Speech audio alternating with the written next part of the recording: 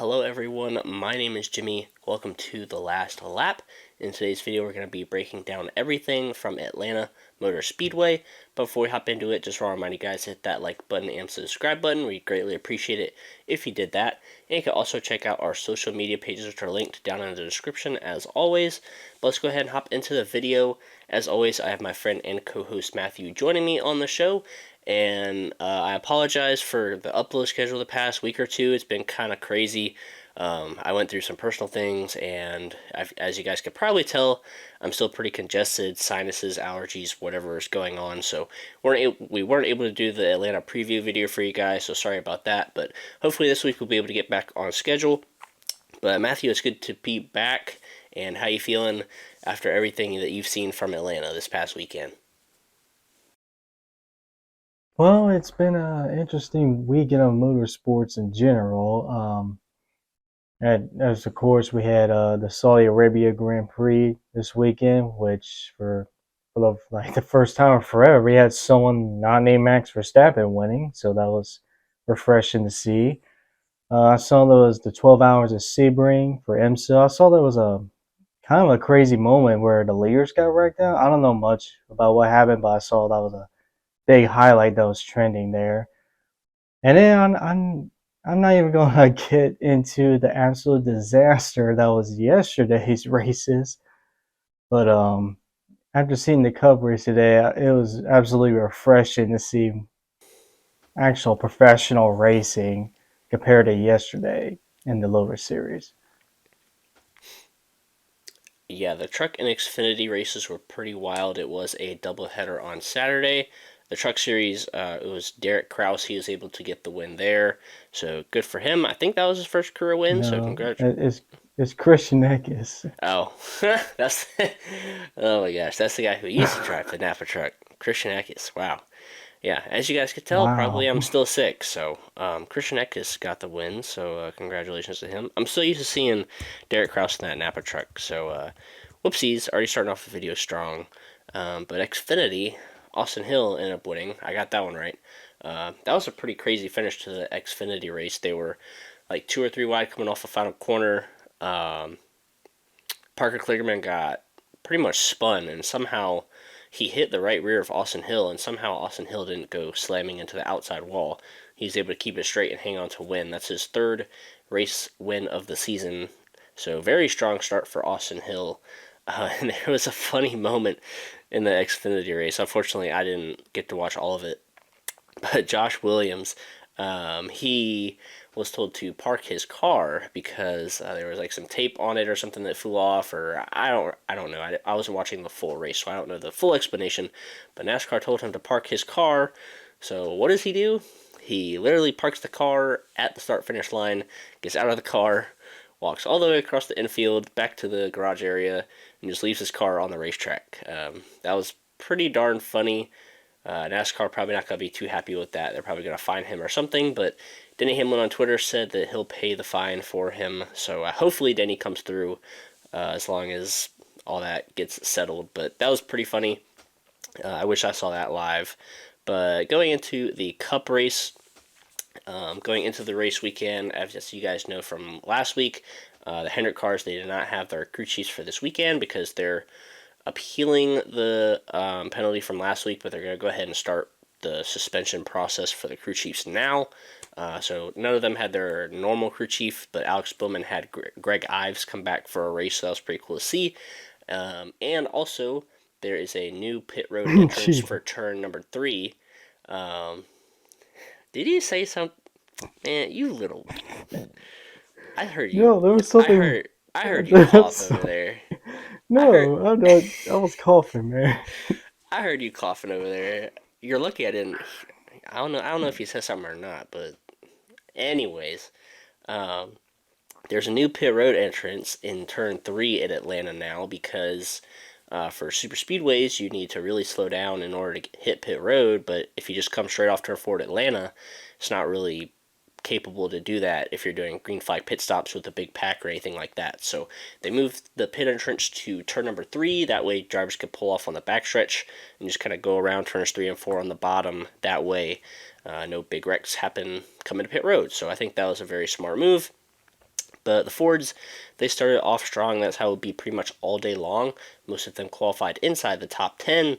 Bubba Wallace, he spun around on lap 10 all by himself, hit the inside wall a little bit. He was able to continue, but he went 2 laps down and wasn't really able to ever recover from that. Joey Logano, he led every single lap in stage 1 and was able to get the win. The 3 Penske cars were at the front for most of the day.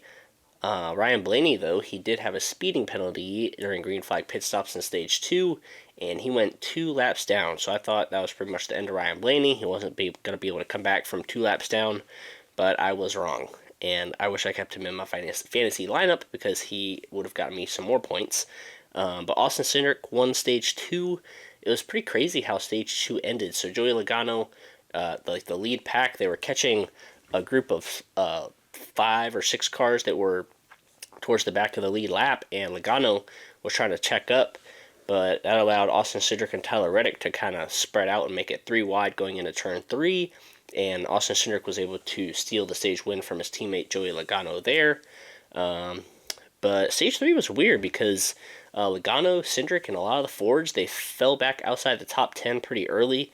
That allowed drivers like Ricky Stenhouse Jr., Kevin Harvick, William Byron, Kyle Larson to kind of get towards the front of the field for a little bit until Mr. Ross Chastain, so everybody thought, caused a big one again. But it turned out, he was pushing Kevin Harvick in turn 1 and 2, and it was just air, but Kevin Harvick got loose, spun the car around, collected a lot of drivers, William Byron, Chris Buescher, Harrison Burton, several more drivers. Kyle Busch, he kind of just slid and spun out on himself, but he was able to keep going, and I'll admit I kind of jumped the gun. I thought Ross Chastain bumped Kevin Harvick and spun him around, and everybody's like, oh my gosh, Ross Chastain caused another wreck.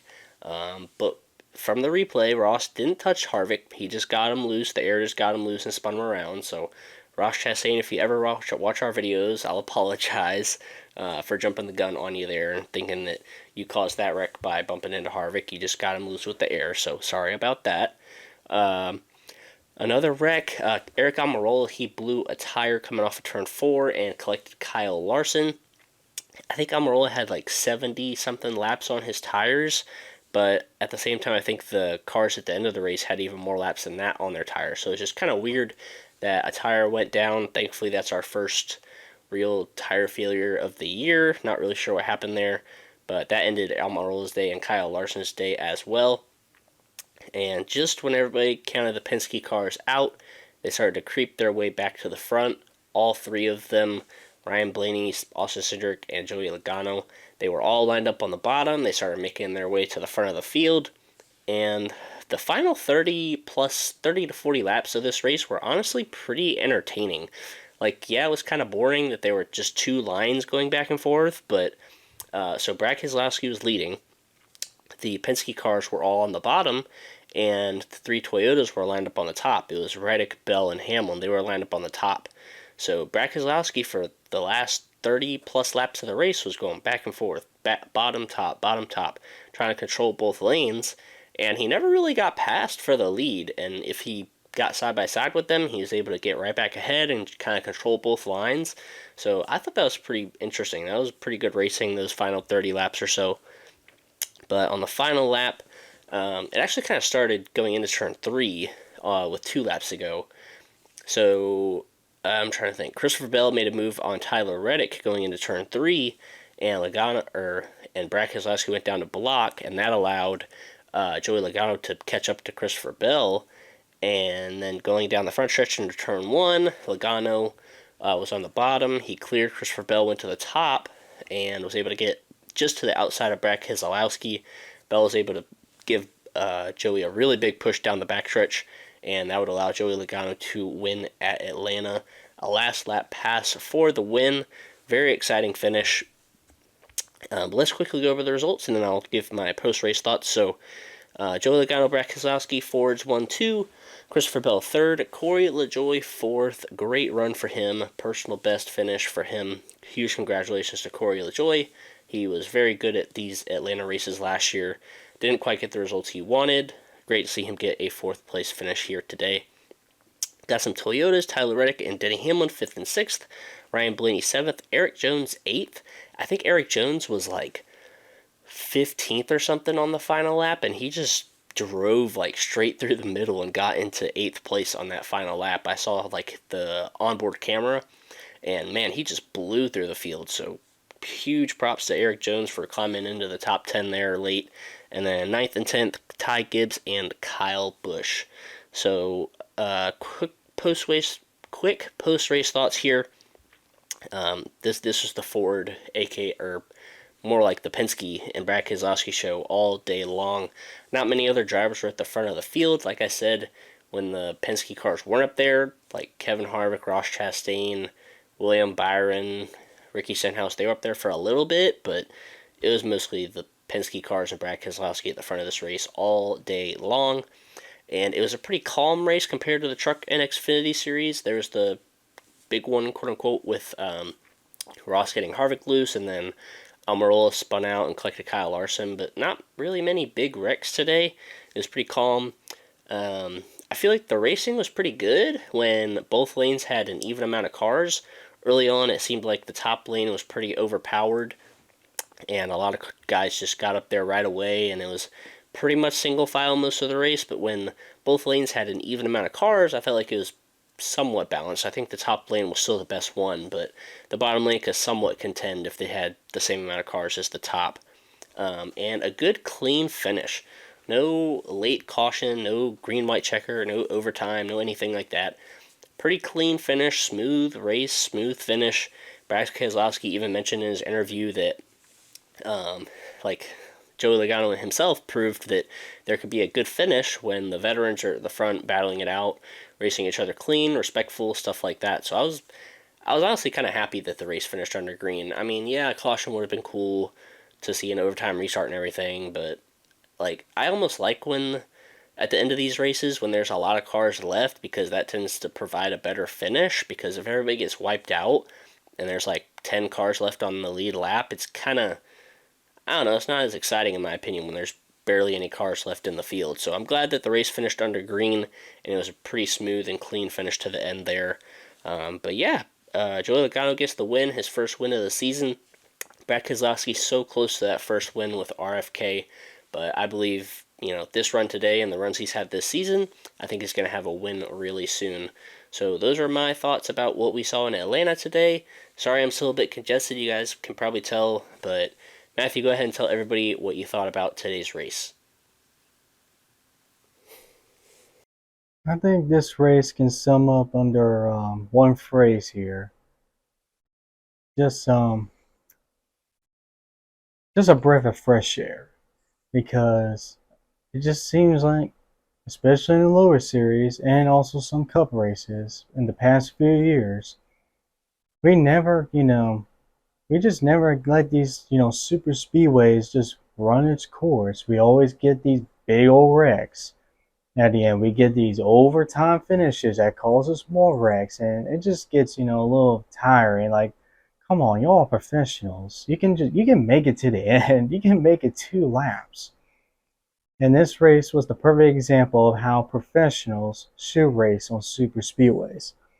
I mean, it just feels refreshing that the race was able to basically conclude it naturally. Like everyone was everyone was still aggressive, but no one was making stupid moves. No one was throwing stupid blocks. They were all being professional and taking their time trying to get any position that they can. And it's just great to see that. And I mean, I don't want to hear any complaint about oh my goodness, where's the overtime? Like NASCAR races should run as natural course, stuff like that. Well, you got on today. There was no overtime. There was no these big wrecks and 10 to go, 5 to go. They were all, driving actually like professionals. So first, congrats to Logano. He pretty much had one of the best cars today. I argue the best car was actually Brad Keselowski, but unfortunately, Brad Keselowski didn't have his teammate behind him during those final couple of laps because he was pretty much a sitting duck with the JGR cars and the Penske cars together. So it was only a matter of time till he was basically going to get like ganged up there. But he had the best car in my opinion, or one of the best cars, and his time is coming. He's going to win. So I think we're going to see more Brad Keselowski up at the front this year. Another guy that I think we're going to see more of up front at the super speedways. I'm not talking about in general, but at the super speedways is Corey LaJoy. I mean, the past couple restrictor plate races or super speedway races, we have seen Corey LaJoy being up there for the win every single time on these super speedways, and I think it's safe to say that Corey LaJoy is now officially a big threat at these super speedway races in terms of trying to win. And today, he once again proved it with his personal best fourth place finish. So, congrats to LaJoy. I mean, that team has been up on the uphill in general. Even on these non super speedway races, he's been running top 20, top 15, which for a Spire Motorsports car, that's like a miracle. So, I think we're seeing some big things coming out of that 17 there. Um, Anytime Kyle Busch gets a top 10 on a super speedway, it's nothing short of a miracle because he has the absolute worst luck on super speedway. So it's refreshing to see him finish the race in the top 10 on a super speedway. That's always a win for me. Since I have low expectations on super speedways for him. Ty Gibbs, he gets his best finish so far. His second top 10, first of the season, with a ninth place finish. Great job to the rookie there. Um, the whole Harvick and Ross, I was like you. I thought, oh man, here we go again. We're going to get another spicy episode of Actions Judge Mitchell this week, but actually, it wasn't really his fault, in my opinion. I mean, I wouldn't say completely, but he didn't touch him, so that's not really Ross's fault. Um, but yeah, I mean, I'm just glad the race in general was good. Um, it wasn't boring, I would say. I mean, I know there were single files some part, but I'd rather be the race continuing to move on instead of spending half the race under caution like we did last night. So that's my stance on it. I thought it was a very good race. It was refreshing to see a naturally played out super speedway race instead of a wreck filled overtime, triple overtime restarted super speedway race for one. So hey, I liked what I saw. Um, Congrats to Logano, one of the best cars, or not the best car. And yeah, it was a interesting weekend of racing to say the least. Yeah, it was definitely an interesting weekend. The only thing I wish about Atlanta is I wish you could. Well, I mean, I guess they did kind of go through it a little bit. Like some people got put in the middle sometimes, so I guess that wasn't terrible. But yeah, let's go ahead and rate this race before we go ahead and finish this episode out.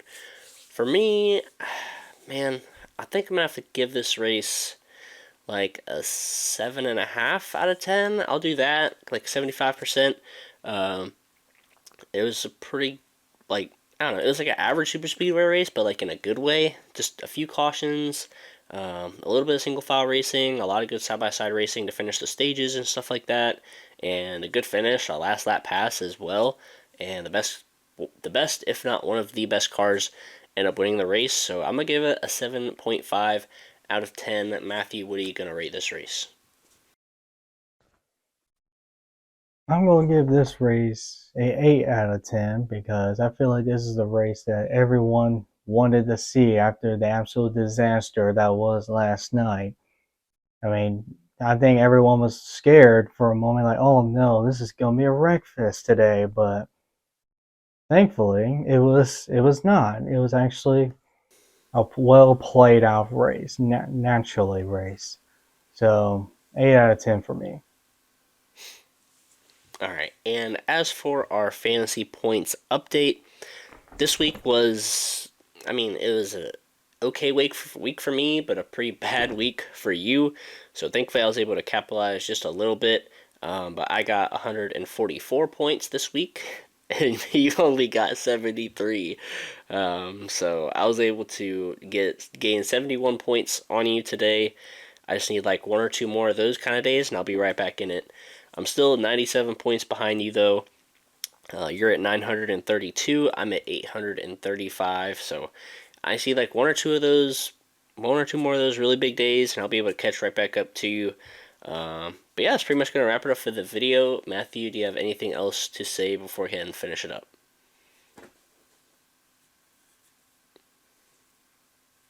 You know, the whole Josh Williams thing, parking his car at the front, walking out, um, that basically is a representation of me when I get wrecked at I don't know, overtime, like five some laps to go, and it gives me the flag to tell me I have to come do repairs. I'm like, I'm parking it, get out.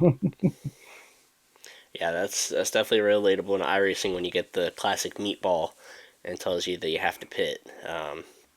That's happened too many times on super speedway races in iRacing for probably both of us. But that's gonna go ahead and finish it up for this video. We hope you guys enjoyed it. Like I said at the beginning, sorry the upload schedule's been kind of weird, but hopefully this week we'll be able to get back on track for you guys. Coda is this week and the next race, so we'll be very excited to talk about that and preview that in our next video. But make sure you guys stay tuned to our social media pages for updates throughout the week. But until the next time, we'll see you guys in our next video.